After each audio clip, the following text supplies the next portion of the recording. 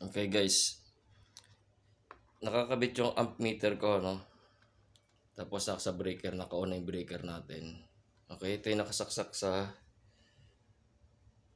breaker. Okay. Ngayon, bakit mataas ang kurente natin? Tignan nyo yun guys ha. On ko yung electric pan ha. Tignan nyo yung meter. Okay.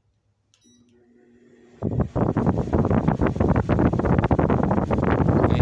Ano pinakamataas na nakita nyo number? Diba? Parang nasa 70.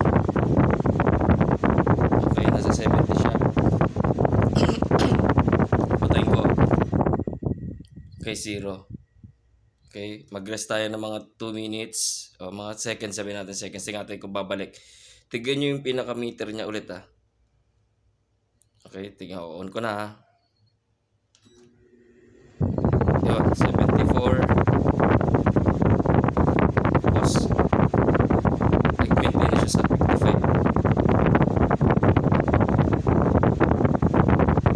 Okay, yan. Nag-maintain na siya. Ulit. 0-0 on 73. Tapos mag-maintain siya ng 55-54. Ayan, stable na siya dyan.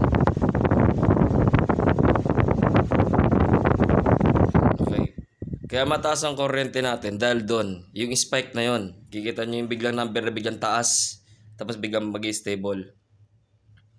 Okay, kaya tumataas ang kuryente kasi sa unang bukas ng kuryente natin, boom, taas agad yung kuryente niya. Tapos mag-stable na siya sa minimum na wattage niya.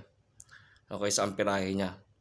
Yun ang iiwasan natin sa kuryente. So, sa next tutorial natin, yun ang gagawin natin para natin maiwasan yung spike na yun. Okay?